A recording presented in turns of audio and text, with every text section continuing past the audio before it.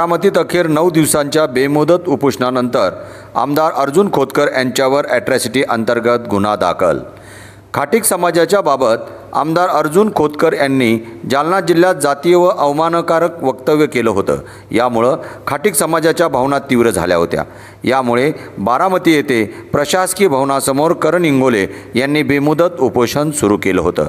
अखेर 9 दिवसांच्या उपोषणानंतर आमदार अर्जुन खोतकर यांच्यावर अनुसूचित जाती जमाती अंतर्गत बारामती शहर पोलीस ठाण्यात गुन्हा दाखल झाला आहे।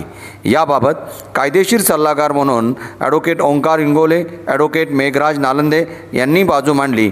ॲट्रॉसिटी गुन्हा दाखल झाल्यामुळे खाटीक समाजाच्या वतीनं एकमेकांना पेढे भरवत आनंदोत्सव साजरा केला।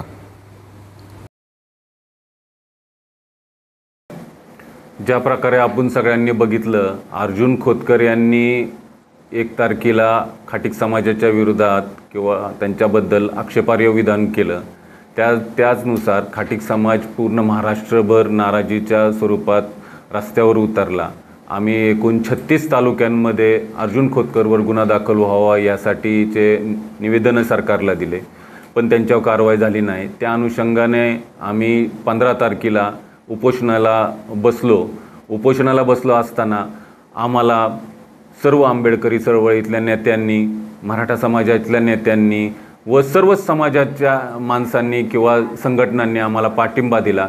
शासनाने त्यानुसार आम्ही उपोषण चालू केलं, अन्नत्याग उपोषण चालू केलं। त्यानुसार शासनाने काल आमची दखल घेतली। राजकीय दबावही आला, तरी त्या दबावाला आम्ही न जुमानता आम्ही आमच्या भूमिकेवर ठाम राहिलो आणि काल आमची शासनाने दखल घेतली आणि अर्जुन खोतकर यांच्यावर ॲट्रॉसिटी ॲक्टनुसार गुन्हा दाखल करून घेतलेला आहे।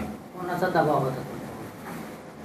सत्ताधारी पक्षाच्या सगळ्याच बऱ्यापैकी नेत्यांचा दबाव होता। बरेच जणांचे फोन आले आणि आमदार शिवतरे साहेब पण स्वतः येऊन बसलेले। त्यांनी 20-25 मिनिटं समजून सांगण्याचा प्रयत्न केला, पण हा विषय लढा आता आमच्या अस्तित्वाचा असल्यामुळं आम्ही माघारी घेणार नव्हतोच।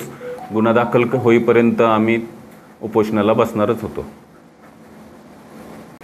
अर्जुन खोतकर आमदार जालना कॉन्स्टिट्यूशनचे त्यांनी जे काही खाटीक समाजाविरोधात वक्तव्य केलं होतं, अपमानजनक असं त्यांनी वक्तव्य केलं, त्या संदर्भात काल पोलिसांनी याची दखल घेऊन 0 FIR केलेली आहे आणि सदरची FIR ही वर्ग देखील केलेली आहे जालना पोलीस स्टेशनला। यामध्ये आमची मागणी अशी होती की त्यांनी सामाजिकरित्या आमचा अपमान केलेला आहे, आम्हाला किती क्रूर आहोत आम्ही हे दाखवण्याचा प्रयत्न केलेला आहे। एक प्रकारे त्यांनी द्वेष निर्माण करण्याचा प्रयत्न केला, सामाजिक अपमान देखील केला आणि आम्ही कसे वागतो आणि आमच्यापासून किती सावधान राहावं असं त्यांनी एक वक्तव्य केलं।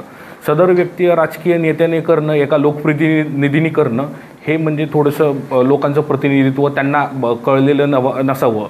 या संदर्भात आम्ही उपोषण देखील केलं, वारंवार प्रशासनाला देखील कळवलं, त्यासाठी आमरण उपोषण देखील झालं। त्यानंतर SP साहेबांनी आणि DYSP साहेबांनी आम्हाला आश्वासित केलं की आम्ही याच्यातून मार्ग काढू। सदरचे गुन्हे त्यांच्या विरोधात जे दाखल झाले ते अनुसूचित जाती जमाती अत्याचार प्रतिबंध कायदा 1989च्या 3(1)R, 3(1)S आणि 3(1)U या अंतर्गत झालेला आहे। तसेच भारतीय न्याय संहिता 352, 353(2) या घटनेअंतर्गत आणि या सेक्शन्स अंतर्गत त्यांच्यावरती गुन्हा दाखल झालेला आहे। याच्यामध्ये मॅक्सिमम पनिशमेंट जर बघायला गेलं तर 5 वर्षे। जर प्रशासनाने ही दखल घेतली तर आपण समजून जावं की हा गुन्हा किती गंभीर स्वरूपाचा आहे, ज्या संदर्भात FIR दाखल होते। FIR दाखल करणं एवढं सोपं नव्हतं, पण आम्ही आमचा सामाजिक लढा, आमचे सगळे विचार एकत्र करून यासाठी आम्ही सगळे एफर्ट्स दिलेले आहेत। त्या अनुषंगाने हा सगळ्या समाजाचा विजय आहे आणि पुढील कायदेशीर कारवाई आमची या प्रकारे चालू राहणार आहे आणि त्यांना शिक्षा लागणार या अंतर्गतच आम्ही सगळे कायदेशीर लढा चालू ठेवणार आहोत।